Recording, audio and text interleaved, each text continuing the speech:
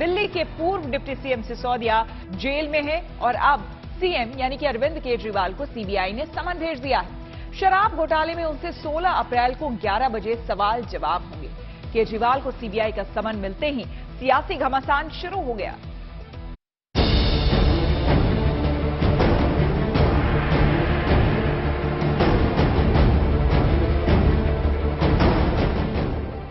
दिल्ली में अगला नंबर आ गया क्या? आज की सियासत में सबसे बड़ा सवाल है, केजरीवाल पर शिकंजा कसने वाला है। ये चर्चा तो तभी से गर्म है जब से सिसोदिया हिरासत में लिए गए हैं। भारतीय जनता पार्टी को उम्मीद थी और आम आदमी पार्टी को आशंका।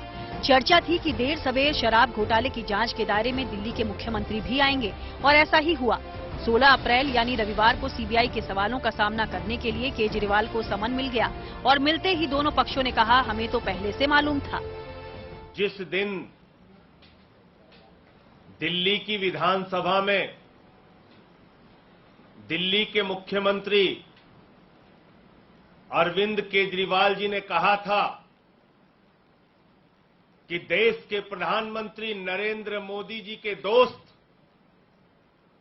उनके दोस्त की कंपनी में लगा हुआ लाखों करोड़ का काला धन दरअसल देश के प्रधानमंत्री नरेंद्र मोदी का पैसा है। उसी दिन मैंने अरविंद जी से कह दिया था, अरविंद जी अगला नंबर अब आपका होगा। देखिए, हमारा पहले दिन से यह मानना है कि दिल्ली में जो आबकारी नीति में घोटाला हुआ है करोड़ों रुपए का, उसके सूत्रधार अरविंद केजरीवाल हैं और एक ना एक दिन तो उनको जाना ही था। अगर जांच एजेंसी ने उन्हें बुलाया है तो मैं इस फैसले का स्वागत करता हूं, क्योंकि इस जांच की आंच में अरविंद केजरीवाल जरूर गर्मी बर्दाश्त करेंगे। शराब घोटाले में सिसोदिया की जांच सीबीआई के साथ ईडी भी कर रही है। आरोप है कि नीतियों में बदलाव कर राजस्व का नुकसान पहुंचाया गया और कारोबारियों को फायदा देकर पैसे लिए गए। दावा किया जा रहा है कि इस मामले में सीबीआई के पास जरूरी सबूत हैं। चर्चा है कि सिसोदिया के फैसले में केजरीवाल की भागीदारी की जांच होनी है और इसी सिलसिले में उनसे सवाल होने हैं। कि सबका पैसा अरविंद केजरीवाल के कहने से ही ट्रांसफर होता था। अरविंद केजरीवाल ही बताता था कि वो पैसा कहां पर जाएगा, किसके पास जाएगा, कौन से इलेक्शन में कितना पैसा यूज होगा। ये सारी जानकारी अरविंद केजरीवाल के बिना इस पार्टी में और कोई नहीं दे सकता है। तो अरविंद केजरीवाल का कोई बुलाया जाना सीबीआई को मुझे कोई आश्चर्यजनक नहीं है। ऐसा मुझे लगता था कि एक दिन जरूर होगा। अब इत्तेफाक देखिए कि अंबेडकर जयंती के दिन उनको याद करते हुए जब केजरीवाल सिसोदिया की तारीफ कर रहे थे और बीजेपी पर हमलावर थे, उसी वक्त उनको भ्रष्टाचार के मामले में जांच का नोटिस मिला। ऐसे सारे लोगों ने मिलकर मनीष सिसोदिया को जेल भेज दिया जो नहीं चाहते कि गरीबों के बच्चों को, दलितों के बच्चों को अच्छी शिक्षा मिले। ये देश के दुश्मन हैं। जिन लोगों ने मनीष सिसोदिया को जेल भेजा है वो देश के दुश्मन हैं। अब इस पूरे मामले को सियासी एंगल से भी समझ लीजिए। शराब घोटाले में अगर केजरीवाल पर शिकंजा कसता है तो आम आदमी पार्टी की भ्रष्टाचार विरोधी छवि धूमिल होगी। न सिर्फ दिल्ली में बल्कि देश के दूसरे राज्यों में पैर पसारने की मुहिम में जुटी पार्टी को नुकसान उठाना पड़ सकता है। और सबसे बड़ी बात, केजरीवाल विपक्षी एकता के अहम सूत्रधार रहे हैं, लेकिन शराब घोटाले से उनका कनेक्शन इसमें रुकावट बन सकता है। Bureau report, good news today.